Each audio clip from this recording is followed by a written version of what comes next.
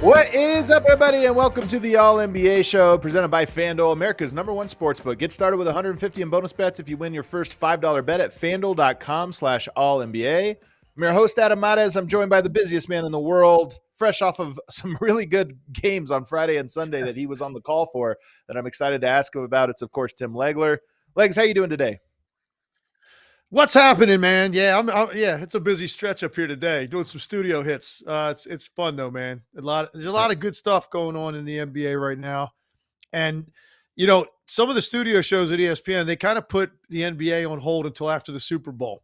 So They were very excited to have me in there today because there are some great storylines, man, and I was able to see a couple of them over the weekend.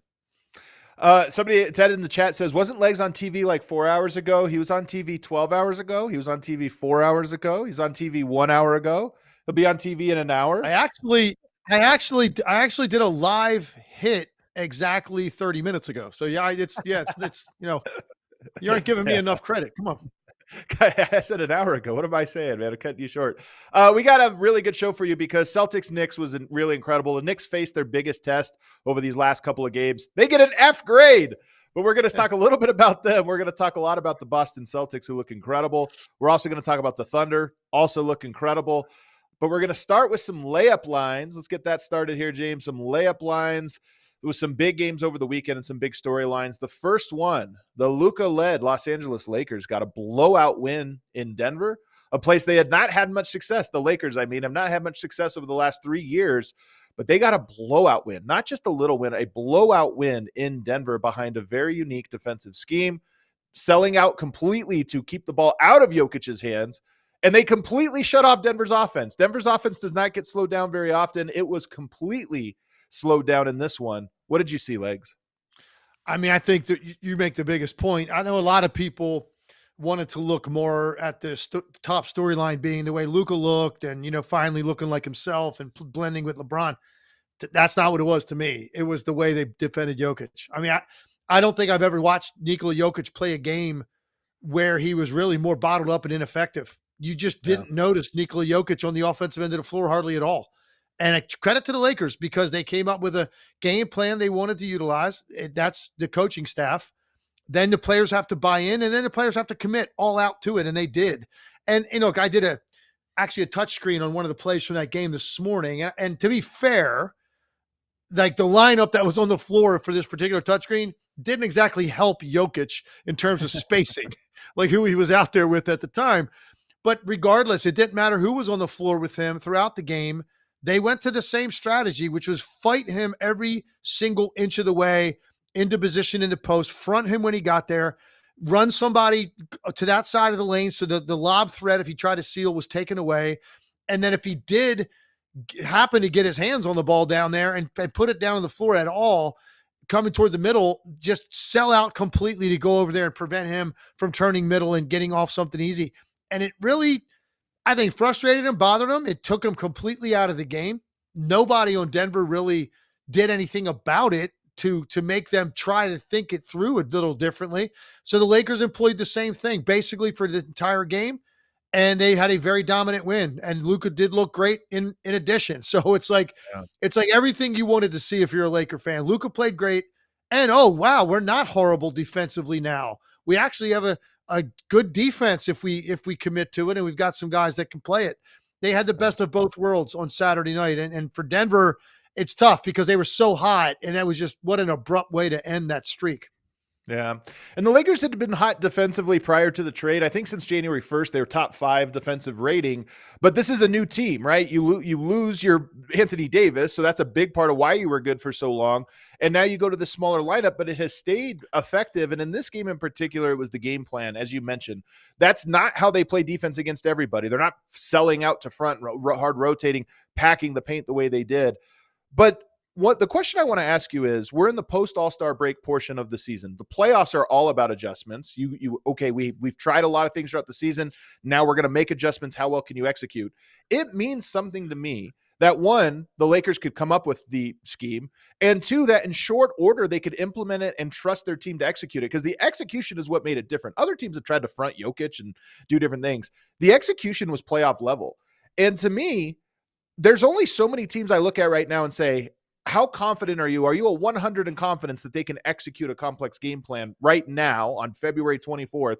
Are you confident? The fact that the Lakers could do that means something to me. They are a team that can execute a playoff game plan at this moment, it seems. Well, yeah, I think that's a good point. And it's also tells you, number one, the game plan that they're executing is good. And that's what the big question about JJ Redick was.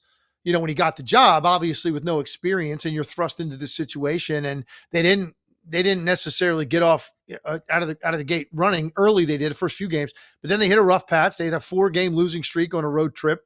They had some injuries to deal with. And so, he was taking some heat, people wondering if this was the right hire. Now, look, they've gotten healthier. They make the big trade.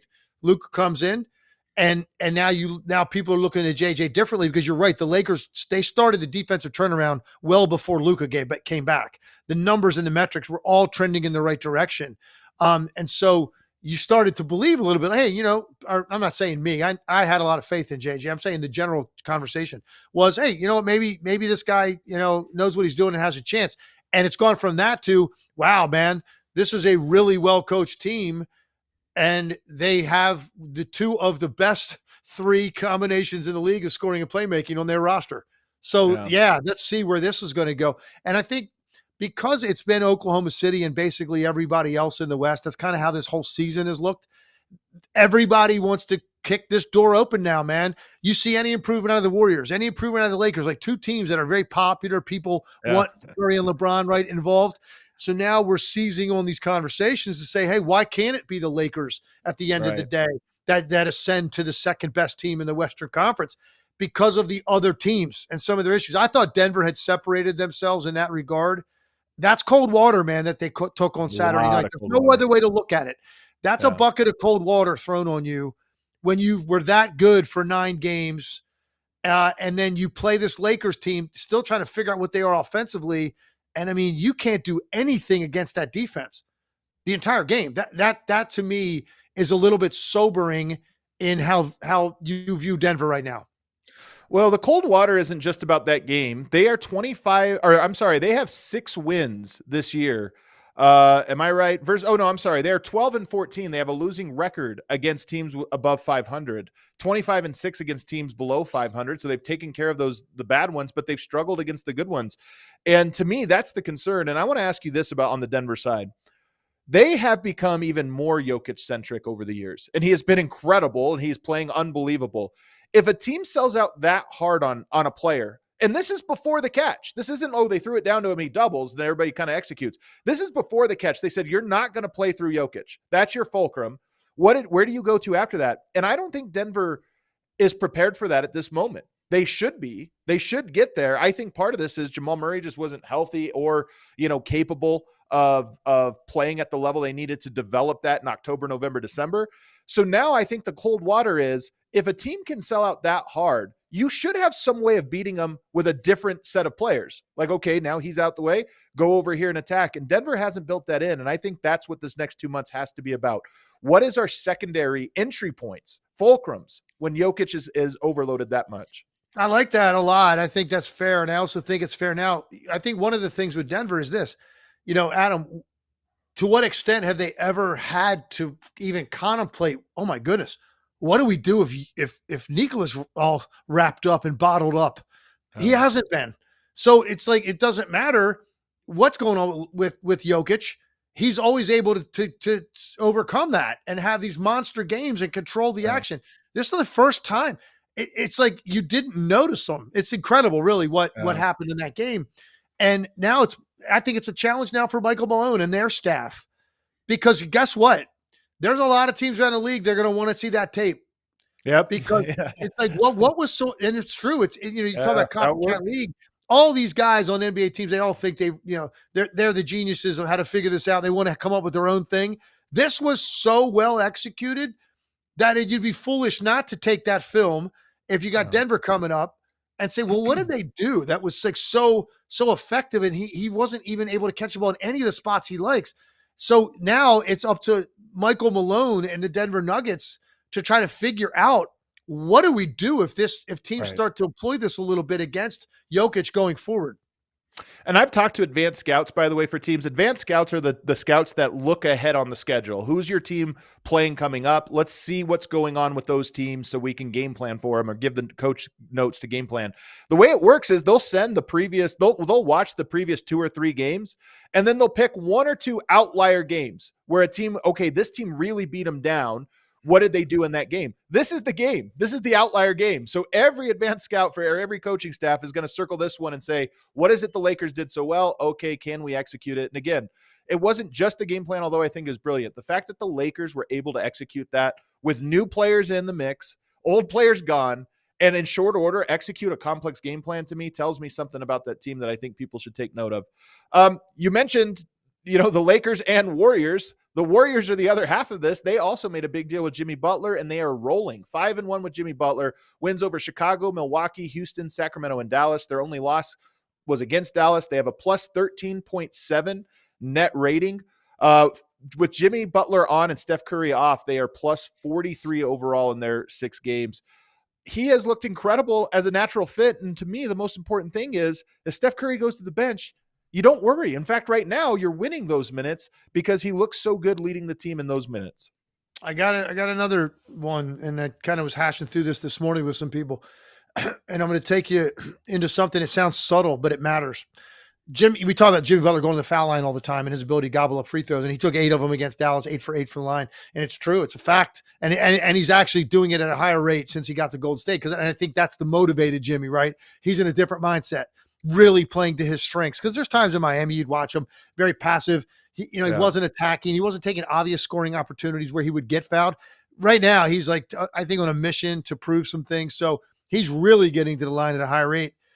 Here's what those free throw attempts mean.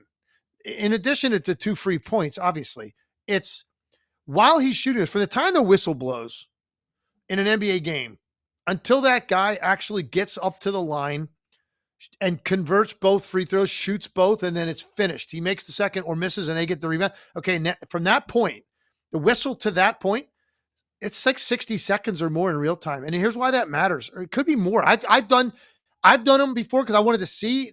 That's taken 90 seconds to 2 minutes of real time. Just because something's going on, guys are moving around, subs are coming in, there's stuff that happens. My point is this. That's 2 minutes or whatever it may be of Steph Curry resting at half court while he's in the game, okay? Or being on the bench, getting additional real-time rest without the clock moving. So when they want to put him back in, it's been a longer period of time since anybody's even had more time left to go play. That stuff matters. It sounds, maybe you think that's an overreaction.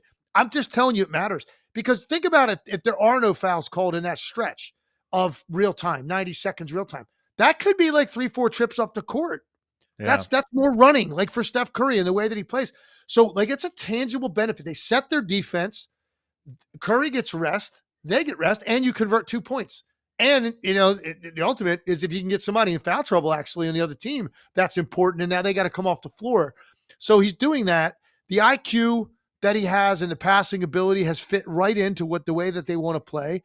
I'm just seeing a different team, and they're energized. They have a lot more confidence. You make a great point. You're not as worried about what are we going to do when Steph's out of the game, getting a blow.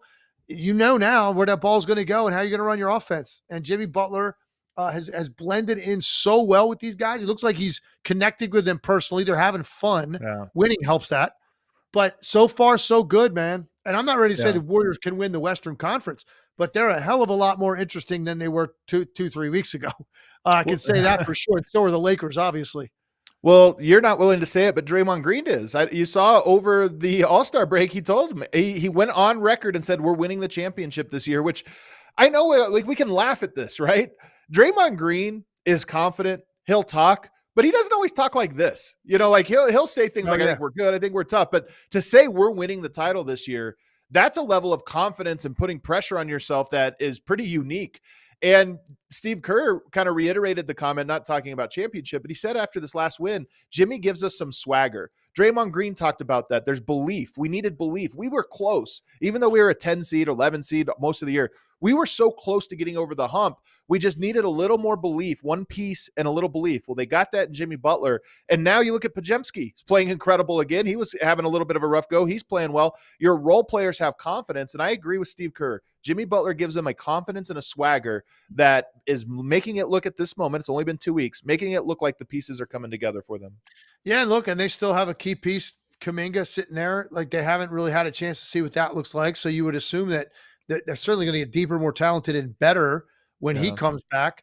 But here's the thing, for Draymond, you're right. And especially just as he gets deeper into his career, he's less likely to say something like this. Like this is really out there, man. But he wants to keep the belief alive. This thing's not over yet here, man. Like don't just make this the farewell tour now for me and Steph like the rest of these years. Like, no, we still want to play and compete and win, and we think we can. I'm looking at the West and I'm going, okay, clearly it's OKC's the best team in the Western Conference. Yeah. All right. Start putting names in a hat, man. I know. And pulling them out and create any matchup you want. Right now, as we sit here now, and I'm not talking about what the Lakers will be. I'm not talking about what Dallas will be. I'm talking about as we sit here today, right now, pull any two names out of a hat out of the rest of the top 9, 10 Western Conference teams outside of Oklahoma City and just create a matchup and tell me you can't make a compelling argument that Golden State could beat any of those teams or the Lakers.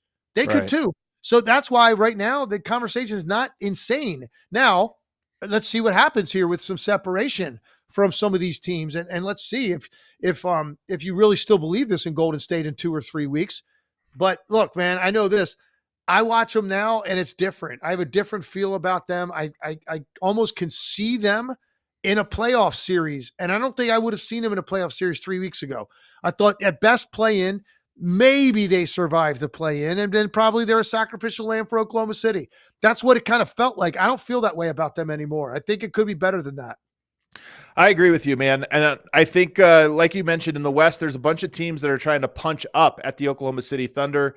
In the East, there might be 2 teams at the top, not 3, not 4, not 5, because the Boston Celtics, what they have done to the New York Knicks this year has been incredible. We're going to take a short break, and on the other side, we're going to talk about the 3rd blowout win of the Celtics Knicks. You were courtside for that one, calling the game, so I know you have some behind the scenes and up close takes on that one. We'll get to that on the other side.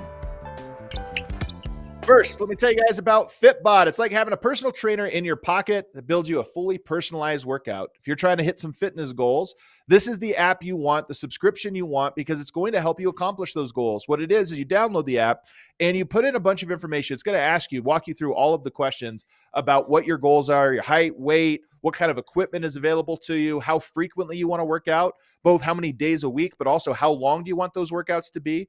And once you give it all of your goals, just like you'd be working with a real personal trainer and trying to explain your goals, it will spit out to you a workout that is tailor-made perfectly for you, along with a whole bunch of tools that are going to help you to accomplish those goals. So it's going to give you individualized workouts. It's going to walk you through them, how long you should be focusing on your reps, how quickly you should be going through them, how long the workout should take. If you have a new workout it's recommended to you that you don't know, it'll show you with the 3D model how you're supposed to do that lift so you can make sure you're doing everything safely and to maximize the workout. And then if you're on the go and you have to change up your workout day by day because you don't have all of the same equipment or time available to you, it'll immediately adjust your workout. Just like having a personal trainer right in your pocket. It's really great. It'll send you push notifications to keep you honest and consistent and all those different things. It really is. I know this sounds too good to be true. Really check it out. You have nothing to lose. There's a free 7-day trial. It really is the best way to get you consistent. If you guys try this app, by the way, if you hear this ad and you try it out, let us know on social media because I really like this thing and I think you will too if you give it a try. So level up your workout. Join Fitbod today to get your personalized workout plan. Get 25% off your subscription or try the app free for 7 days at fitbod.me/all-NBA. That's fitbod.me/ALL.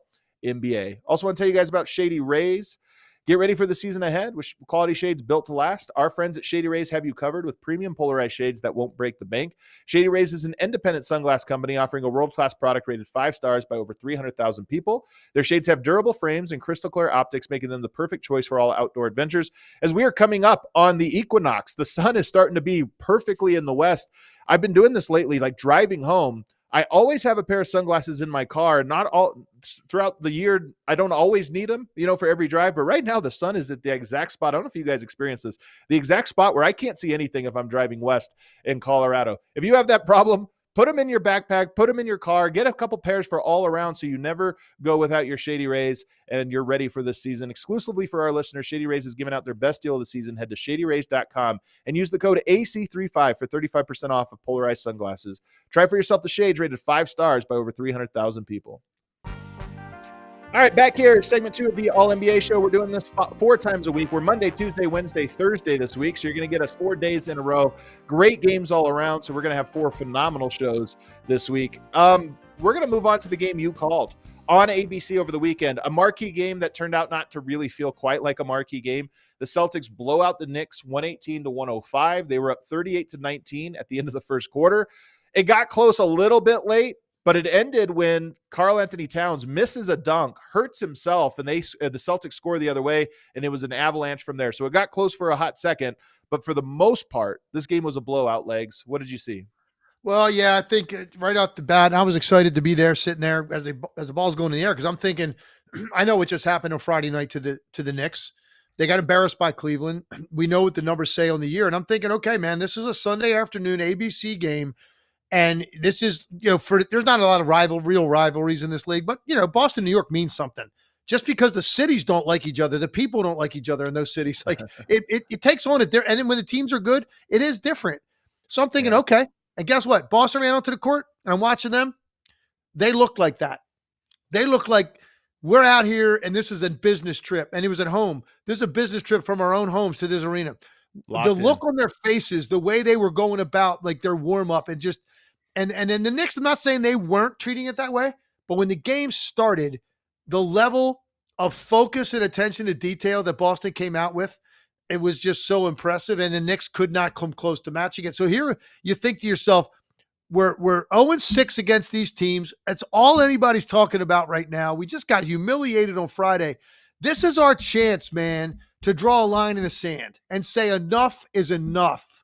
And they were down 20 in the first quarter. Okay, so that was an embarrassing first quarter, by the way, too. That's 20 points, but that was, they were just getting their butt kicked every single time down. Every single time. They had no idea how to guard them at all. Yeah. And Boston, by the way, was up in them on the other end, too. And look, the Knicks are the 6th-rated offensive team in the league. Like their offense is really what they carry the day on. They couldn't do anything on that end, but it was really about the other end. And just watching Boston carve them up.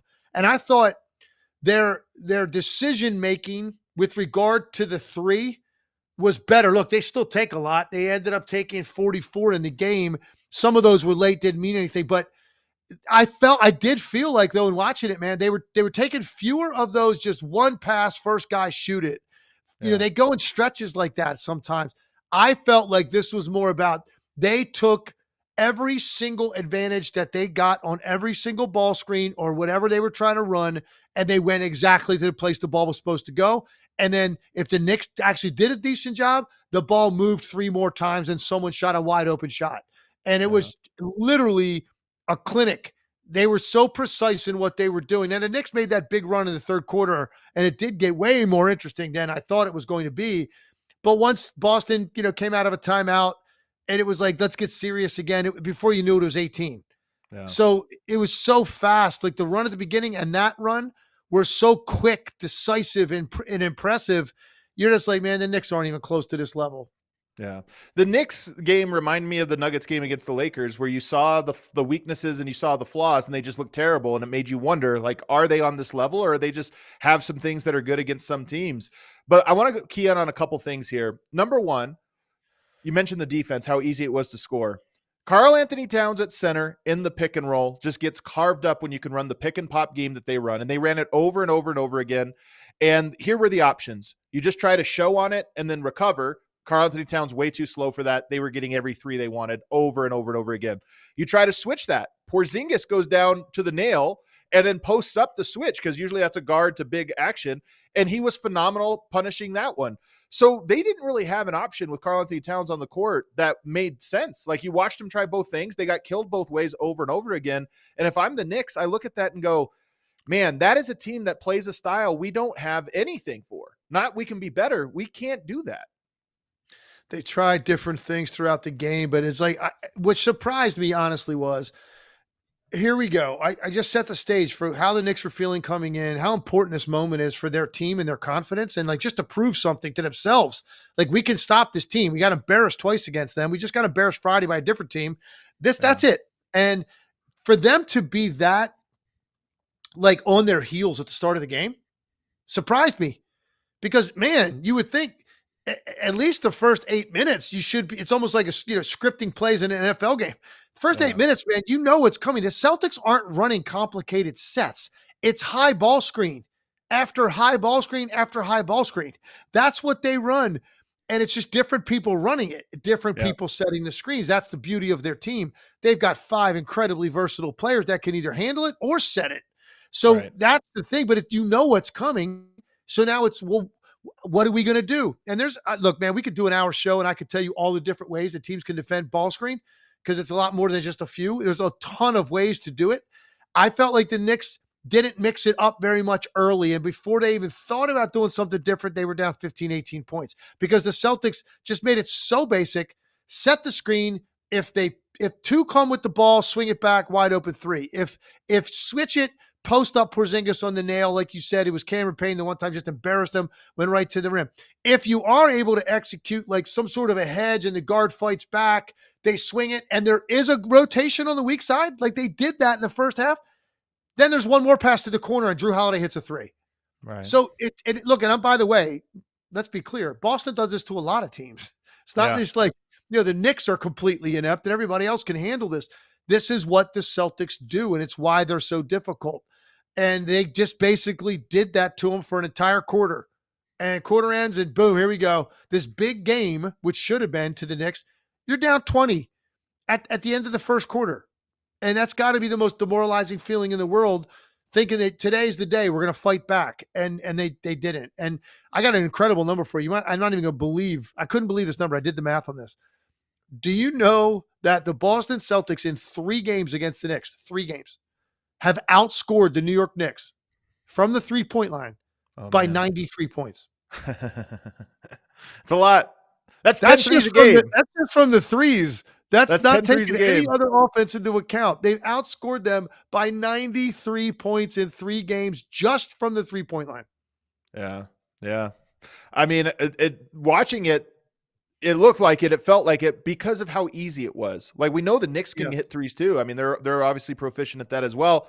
Celtics can guard what they're doing, and I'm going to talk about that here in a second. But how easy, like Boston's recipe, if every team has a thing that's like, if we can do this at easy rate, if we don't have to work for this, we're going to feel real good about ourselves.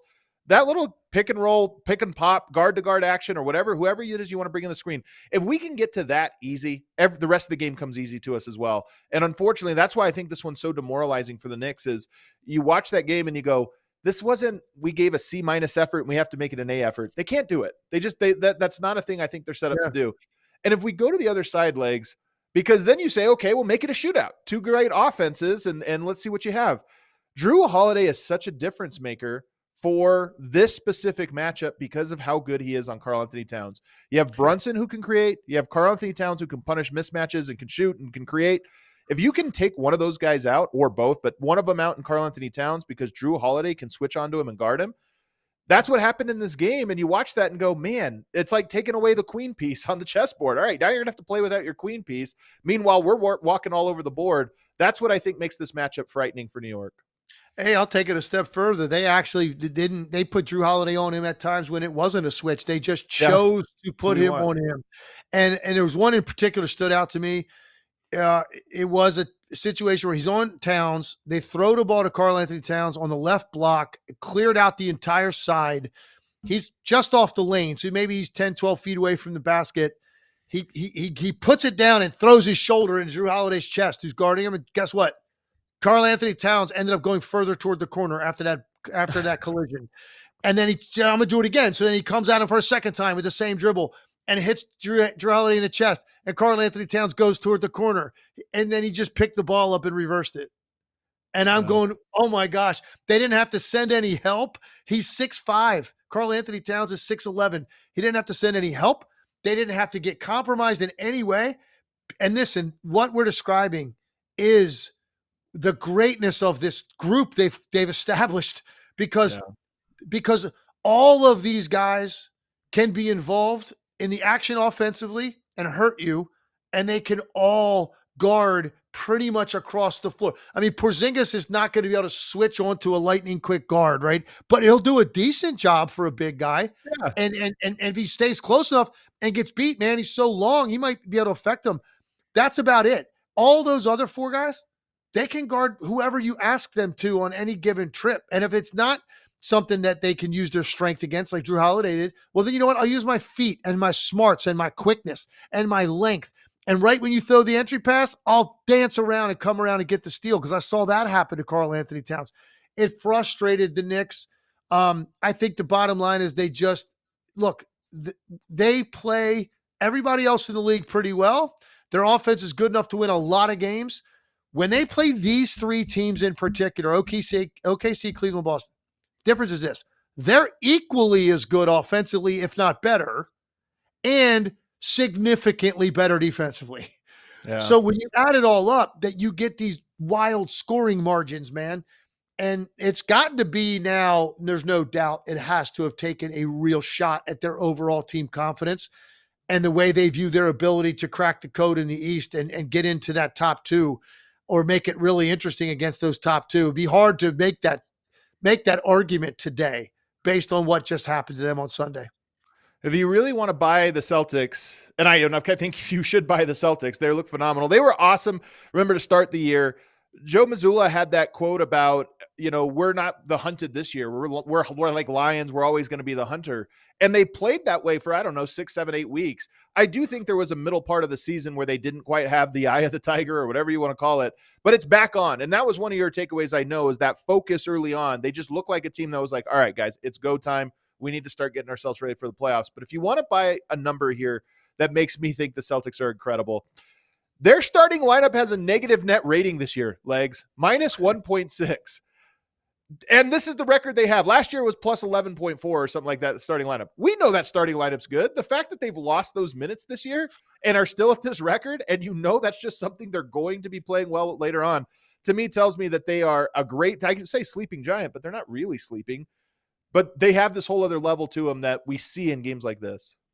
Listen, I right at the end of the broadcast, I was like, you know what? I felt like I hadn't talked that much about Derek White to that point, and we kind of know the game's over. Last couple minutes going to go off the air, and I just was like, oh, by the way, Derek White quietly has a 19-9-7 game. I mean, that's what I'm talking about, man. This is like your third or fourth best player, like on a given night, 19-9-7 out of that spot, and just the smarts. Their bench, is impactful. Cornette's been great for them lately. His screening game actually is a big part of what they're doing offensively. And by the way, anybody was like wondering, what was going on with the Celtics most of the season. And I think I kept repeatedly saying, I just think it's a matter of they don't feel the same because they're champions now. The regular season is not the same. You can't make that up. They'll be better later. And I think you're seeing it now. But I also found, Adam, around the building, just in talking to different people, something came up multiple times. If you want to know what the motivation is for this team, and Joe Mazzulla we talked about this specifically in our pregame meeting, the Boston Celtics have not won back-to-back championships since 1969.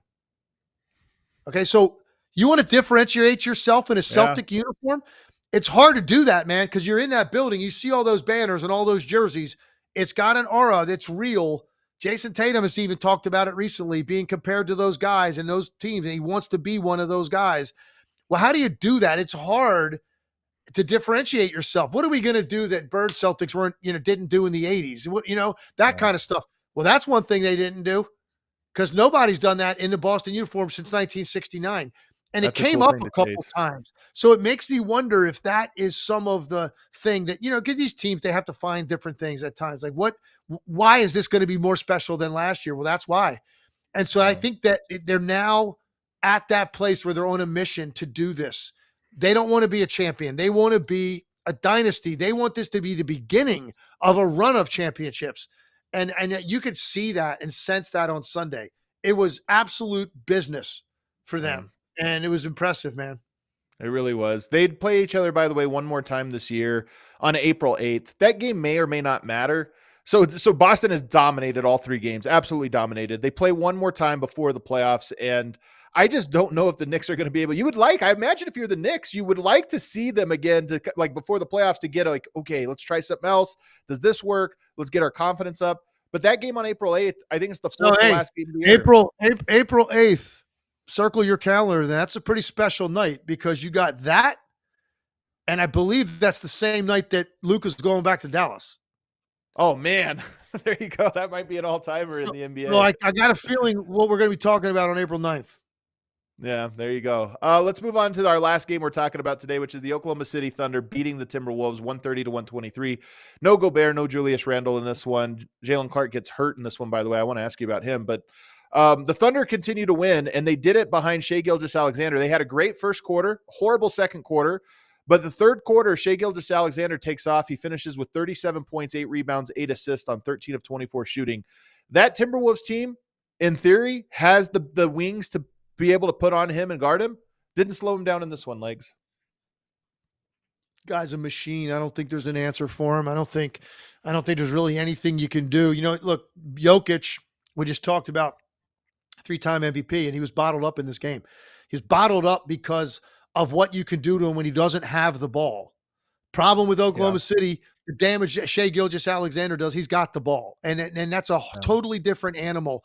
And a guy that's this quick, elusive, and that is now making threes at an acceptable rate that you got to guard him differently out there. He's just too crafty. He's too good in the middle of the floor. He stops too quickly to shoot the ball. I don't think there is a great answer for Shai. So what you can do is, like, he's going to get his numbers. You hope that you can at least make him inefficient, which he wasn't in this game. He's over 50%, but that's the best you can do. Make him inefficient and try not to foul him. And now it comes down to that supporting cast and all those other guys. And that's why I love their team so much, because they're so deep.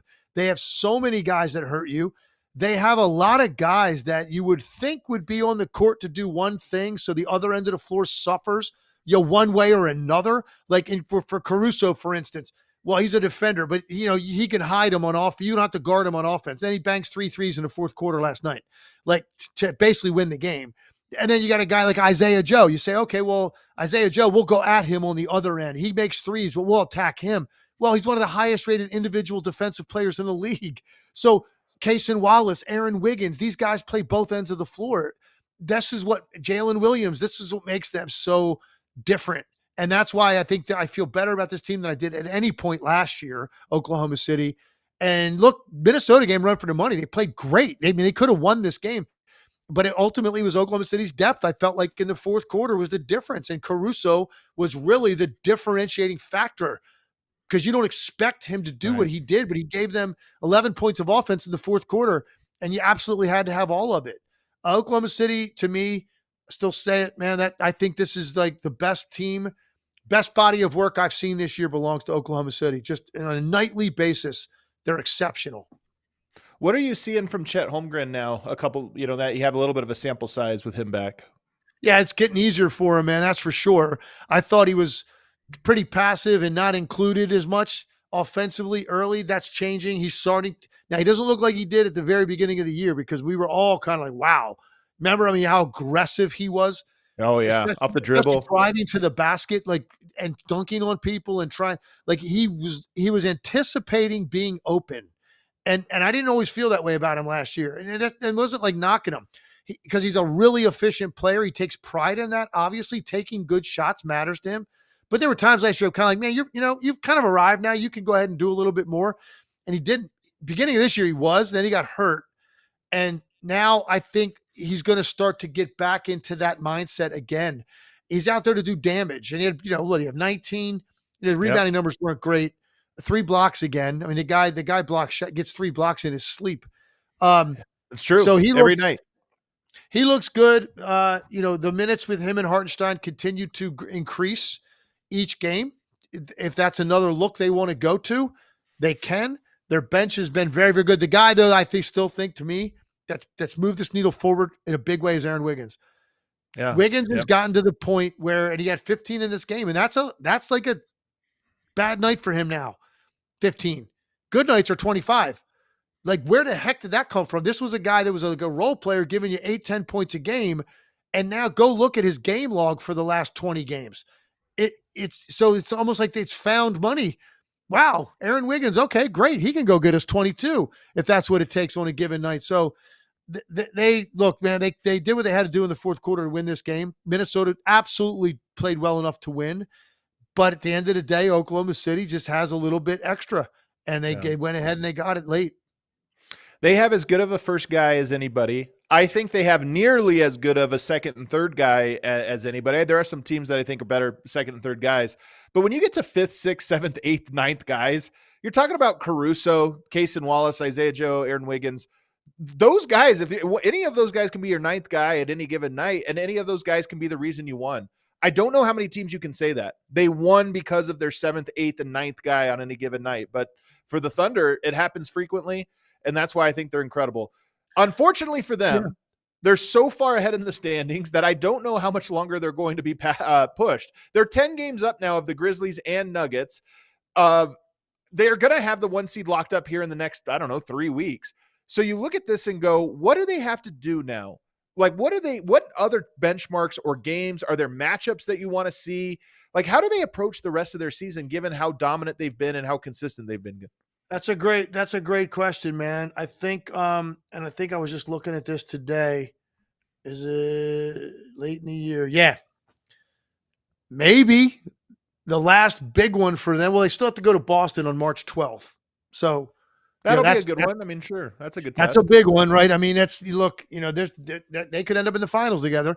I don't know that it's going to mean that much to them. Whatever, you go in there, you lose to Boston on the road. Okay. I don't think it's going to be the end of the world, but if they're all at full strength, that'd be a great one to get a barometer for. And then that other team in the West, we've talked about the Lakers, and I think really need to keep an eye on them now and how serious they look to all of us over the next couple of weeks. They play them back to back in early April, and that's going to be fun. Yeah. Because who knows what the Lakers could be at that point in the year. But you're right. There's nothing. Right now, the thing that they're dealing with is probably just like Cleveland. They want the best record in the league overall. Yeah. Maybe. So these two teams are going to be continuing to push each other. It's interesting because you're right. Up 10 with 25 games, whatever it is left. Yeah, they shut it down. They start resting. All kinds of stuff goes on. I don't know they're going to do that, because would you just sacrifice the number 1 overall seed? I don't know that you would, man. Teams have looked at that and said, who knows who's coming out of the other conference? Maybe it's Boston, we have them comfortably. So I don't know, man. I wonder if I think they should, honestly, with how well they've played. I do think that you want to be healthy and rested going into the playoffs. I think in today's NBA that matters as much as just about anything.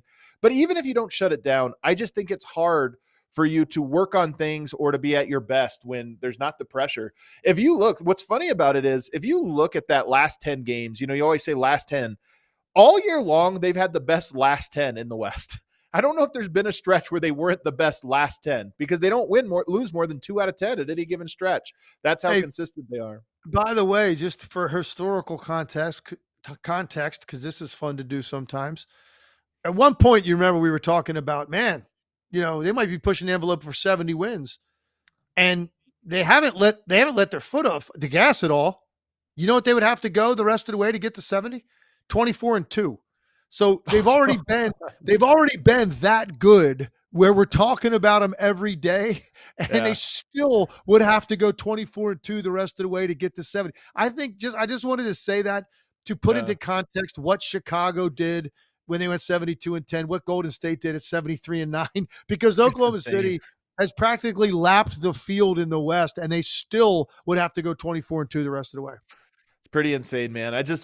Here we are, February 24th, and the Cavs have, to the Cavs' credit, they've inserted themselves into that conversation, right, of great teams. But we are also talking about Boston and Oklahoma City, same teams we were talking about mid-October before the season even began. They've done it, and they both look like they're ready for this. All right, cue that outro music here.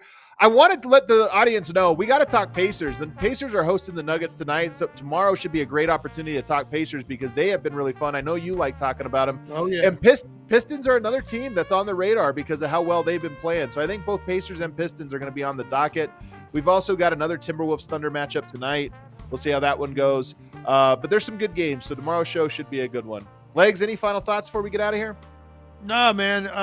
It's clear that the NBA now is the focus of everything, and it's kind of fun, right? So everything's taking on greater importance. The intensity of the games is better. It's just an exciting time, and that Indiana-Denver game tonight is going to be really interesting to me. I'm glad I'm going to have a good seat watching that one. Big game for both teams, but really big game for Denver. They need to get a good win. I don't know if they've had a good win for 2 months. They have this incredible record, but it's all the bad teams. They need to get a good one. Tonight would qualify. Everybody, thanks for watching. Hit that like button for us on the way out. Don't forget to subscribe. You can subscribe in podcast form on Spotify, Apple Podcasts, wherever you get that. So if you're not watching live, you can listen in the car wherever you are. We appreciate you tuning in. We'll see you tomorrow.